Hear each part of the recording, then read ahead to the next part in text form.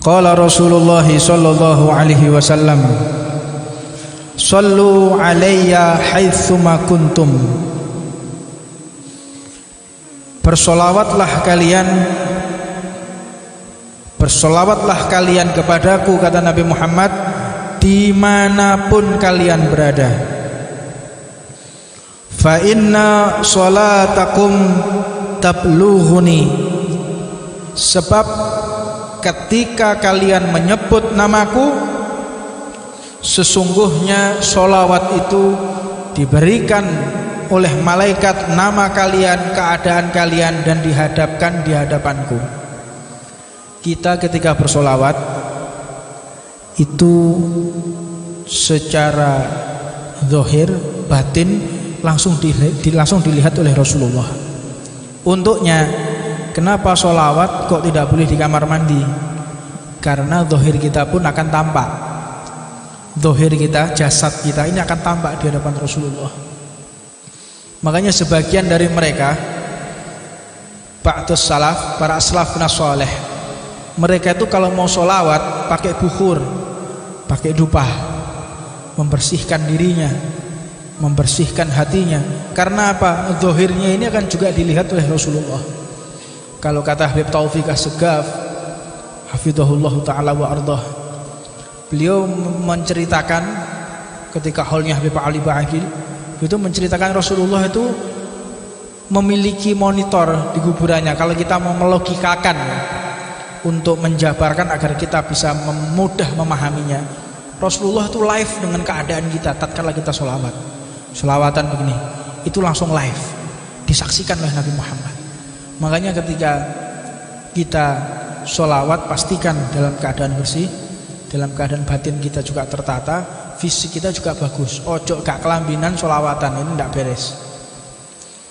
Makanya ketika kita mengadakan pengajian sholawatan, kenapa kok dilarang sampai joget-joget? Karena tidak beradab, tidak sopan.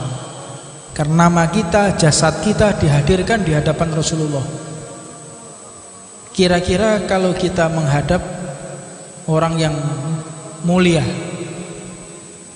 misalnya kalau kita mudah memahami, ada ulama besar, terus tiba-tiba kalian ngaji sama joget-joget, malu apa tidak? Malu, bukan pada tempatnya.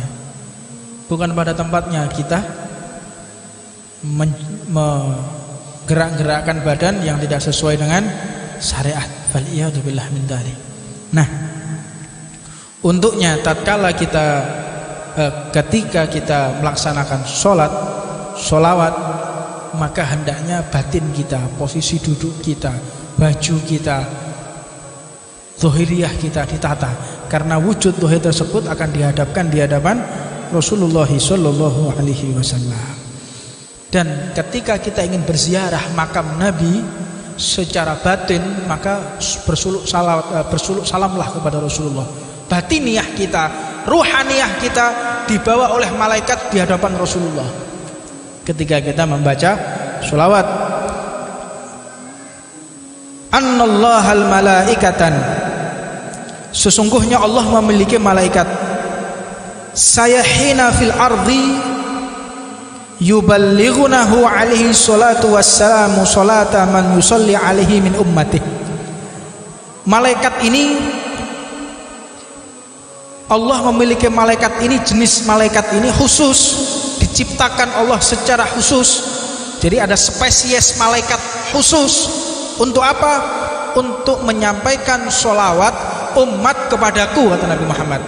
Jadi malaikat itu jenisnya banyak. Malaikat itu yang wajib diketahui, ada malaikat yang wajib diketahui, malaikat Jibril, Raqib, Atid, Munkar, Nakir. Ini malaikat-malaikat yang wajib diketahui. Israil, Israfil, ini wajib diketahui. Sedangkan Allah menciptakan malaikat itu dengan berjuta-juta jenis, wallahu a'lam, mungkin bil miliar-miliar jenis. Karena banyak riwayat ada malaikat yang namanya Sakinah. Malaikat itu namanya Sakinah. Sakinah itu apa? Malaikat berikan kepada hati manusia tujuannya untuk tenang. Makanya di dalam surat Inna Fatahna Laka Fatham Mubina liyaghfira lakallahu ma taqaddama min dzambika wa ma ta'akhkhara wa yutimma ni'matahu 'alaika wa yahdiyaka siratan mustaqima wa yansurukallahu nasran 'aziza huwallazi anzala sakinata fi qulubil mu'minin huwallazi anzala sakinata fi qulubil mu'minin. Allah yang menurunkan malaikat di dalam hati secara sakinah kepada di hati orang yang beriman kepada Allah, orang yang bermukmin. Dan malaikat ini tugasnya untuk membuat ngantuk. Malaikat ini seringkali bertempat di majelis, makanya wong sing angel turu ke majelis jadi ngantuan. Paling enak itu turu di majelis liar-liar ya. Oh, enak memang. Itu sampai kurang wong akeh iso nggo bantal nggo guling di majelis kowe iki. Kita di luar majelis jarang ngantuk, tapi udah masuk majelis ngantuk. Karena apa? Memang Allah menurunkan malaikat sakinah di dalam majelis. Jadi jangan boleh ngantuk iki turu gak apa-apa ya berarti. Nah iki gak paham iki maksudnya. Tidurnya kita di majelis saja ditunggui malaikat, apalagi kita dalam keadaan jaga. Ketemu Rasulullah dalam keadaan jaga sama keadaan sadar lebih mulia mana? Ya, dalam keadaan sadar. Begitu juga ketika kita menemui ilmunya Rasulullah dalam keadaan tidur dengan keadaan jaga, lebih afdal mana? Dalam keadaan jaga. Jadi jangan diambil enaknya saja ya. Dan malaikat sakinah ini bersemayam di hati mereka yang menuntut ilmu. Tenang, dia sakinah, tenang. La ilaha illallah. Dan malaikat ini tugasnya khusus untuk menyampaikan salam kepada Rasulullah. Jadi ya Rasulullah, fulan bin fulan kirim salam kepadamu. Ya Rasulullah, fulan bin fulan kirim salam kepadamu. Terus akhirnya Rasulullah pun mendatangi orang tersebut di dalam mimpinya. Ketika kapan? Sering-sering bersolawat kepada Nabi Muhammad. Annahu la yusallimu alaihi ahadun min ummati, tak seorang pun dari umatku yang bersolawat kepadaku, mengucapkan salam kepadaku, illa radallah alaihi ruhahu syarifata hatta yuraddu alaih. Dan Allah, kalau sudah ada orang bersolawat menyebut namaku, melainkan Allah telah mengembalikan rohku di dalam jasadku kembali. Ruhku dikembalikan lagi kepada jasad, dan aku bisa keluar daripada makom. Makanya ada namanya yaqadha, yaqadhatan, bertemu dalam keadaan jaga. Hingga Rasulullah menjawab salamnya. Makanya orang kalau di makom yaqadha bertemu jaga dengan Rasulullah itu harus melewati 124.000 makom kewalian.